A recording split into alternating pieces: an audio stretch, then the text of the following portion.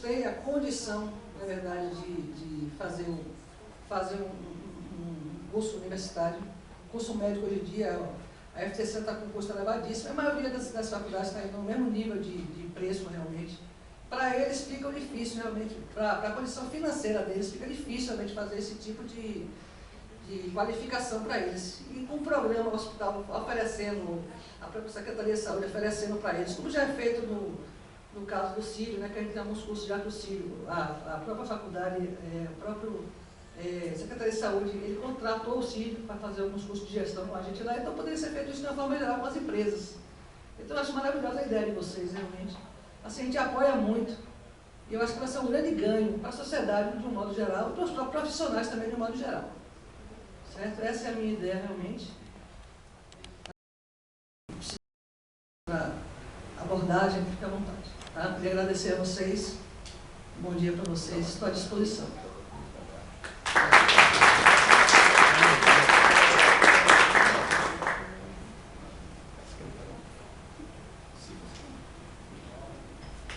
Como esse é um fórum da Federação Nacional dos Estudantes da Área da Saúde, a gente convidou aqui o Felipe Hurtado, que é presidente do Centro Acadêmico de Medicina da Universidade Cidade de São Paulo.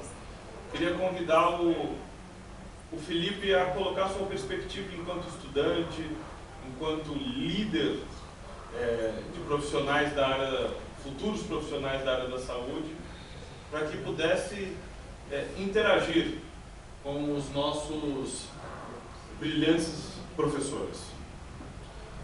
Bom, só um minuto, desculpa. Eu cometi aqui uma falha, mas eu queria ceder o meu lugar e chamar aqui o Marcelo Tourinho, que ele é diretor da União Nacional dos Estudantes, nossa entidade máxima, que já tem 75 anos de história e que sempre construiu a defesa e o interesse dos estudantes. Ele que é diretor de meio ambiente, que é secretário-geral da União Estadual dos Estudantes da Bahia. Eu queria pedir uma salva de palmas. E com toda a humildade, ceder o meu lugar para que o Marcelo Tourinho pudesse a perspectiva enquanto diretor da União Nacional dos Estudantes. Obrigado pelo convite, Demetrios. Cumprimentos para os componentes da mesa. Meu nome é Felipe, o Demetrios já falou, sou presidente do Centro Acadêmico de Medicina. Estudantes o curso de medicina já é conhecido assim, as universidades que são particulares. São cursos muito caros, muitas vezes inacessíveis para a grande maioria da população brasileira.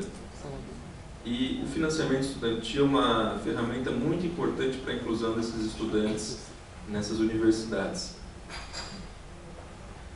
Os estudantes de medicina são interessados, o movimento estudantil de medicina é interessado na inclusão do estudante através do processo de seleção, que esse processo de seleção, o vestibular, selecione e os estudantes não sejam selecionados pelas mensalidades ou pelo valor da matrícula. Então, o financiamento estudantil realmente é uma peça fundamental para a inclusão do estudante. Nessa proposta que surgiu do FIES Empresa, como estudante de medicina, não consigo encaixá-la na nossa realidade. Como da graduação, mas no momento, depois que o estudante está formado, consigo encaixá-la perfeitamente, principalmente após a residência, quando o estudante também já está no meio de trabalho, já está seguindo carreira, ele consegue se aperfeiçoar através desse FIES Empresa, que a empresa poderia muito bem capacitá-lo e aumentar a sua perspectiva de mercado, fornecendo esse financiamento, e em troca ele consegue mais conhecimento e consegue ampliar mais o seu mercado. Os estudantes de medicina, acredito que com certeza apoiarão essa ideia da FENEAS, desse fórum, e vejo com bons olhos essa proposta que está sendo colocada aqui.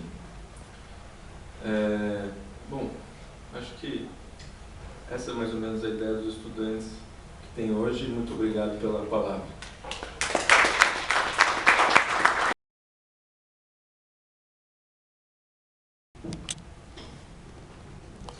Eu estabeleci aqui, eu até pulei em razão do atraso havido e da intenção de não prejudicar a fala de outros debatedores que vão estar aqui futuramente, em breve, como o senador Cristóvão Buarque, já foi ministro da Educação. Quer dizer, se trata de alguém que com certeza tem muito mais a dizer do que eu e que pode muito mais do que eu, especialmente, a ajudar o ensino superior em relação a essa problemática. Mas o que eu queria explicar é o seguinte: o FIES, ele foi instituído em 2001 e na verdade não é propriamente uma coisa que surgiu em 2001. Eu, por exemplo, sou formado em 96 e na minha época já existia o crédito educativo.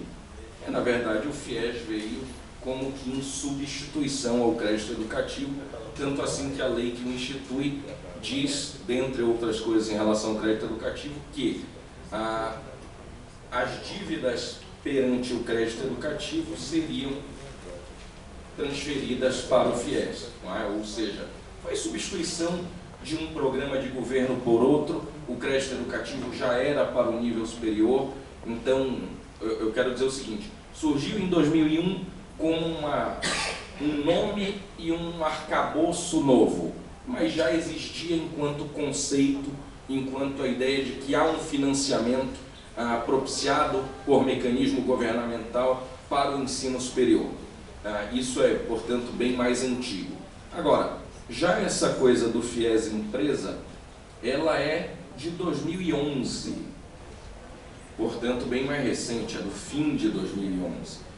E agora, em 2013, mais ou menos em meado, acho que junho de 2013, não, desculpa, não é junho não, no início de 2013, fevereiro de 2013, a nossa presidente lançou uma medida provisória por sugestão do MEC, e essa medida provisória, dentre outras coisas, introduziu um artigo numa determinada lei e passou a permitir que as instituições de ensino superior passassem a criar e ofertar ao mercado cursos técnicos de ensino médio. Veja, basicamente, os setores de atuação educacional no Brasil são, ainda hoje, porque isso acabou caindo, essa medida provisória não foi, na verdade ela foi convertida em lei, mas esse específico dispositivo caiu, portanto ele não virou lei. Como medida provisória, vocês são da área da saúde, talvez não saibam, mas o próprio nome diz, ela é uma medida provisória, portanto com duração de tempo relativamente curta, não tendo se tornado lei, deixou de existir essa possibilidade. Mas houve o planejamento governamental de que as instituições a qual vocês são ligados, ou seja, as instituições de ensino superior, pudessem atuar no segmento do ensino médio. E, francamente, no meu ponto de vista, seria um ganho muito grande para o país. E eu digo isso por duas razões. A primeira é o seguinte: eu até aproveito para dar esse depoimento como alguém que já passou pelo momento de vida que vocês, ou a maioria de vocês está, que é a de ser estudante, e depois tendo atuado como professor por quase 10 anos, e hoje militando na área da minha formação, que é o direito. Quer dizer, eu milito como advogado em São Paulo. Eu, sempre que encontro estudantes, eu gosto de dar esse depoimento, que é no sentido de dizer que, se tem algo que eu me arrependo da época em que eu fui estudante, é aquele singelo minuto, ou mesmo segundo, em que eu não prestei atenção nas aulas que me eram dadas, em que eu não me esforcei ao máximo da minha capacidade realmente em aprender o conteúdo que me era ministrado. E eu vou explicar para vocês por quê. A gente tem certos preconceitos, né? Isso é inevitável, a gente carrega como bagagem de vida. Então, por exemplo, Um dos meus preconceitos enquanto estudante de direito era o seguinte: eu não gostava de direito do trabalho, assim como eu não gostava de direito penal. Por favor, não me perguntem por quê, porque vai ser uma resposta um tanto complicada de eu dar. Mas era algo que eu vivia na ocasião que eu era estudante. E em razão desse preconceito, eu praticamente desprezava as disciplinas e não as cursei com a dedicação que eu deveria. E que eu cursei até as demais. Bom, para minha surpresa, hoje o meu principal segmento no escritório é aquele que me rende possivelmente mais, eu nunca fiz essa conta precisamente, mas eu acho que é o direito do trabalho. O direito penal, mas eu falo para vocês, não tem jeito, é tudo interligado. Quer dizer, você faz cortes de disciplina por uma questão de metodologia de ensino. Então você ensina direito penal e depois civil ou antes e depois administrativo e tributário, etc. e tal.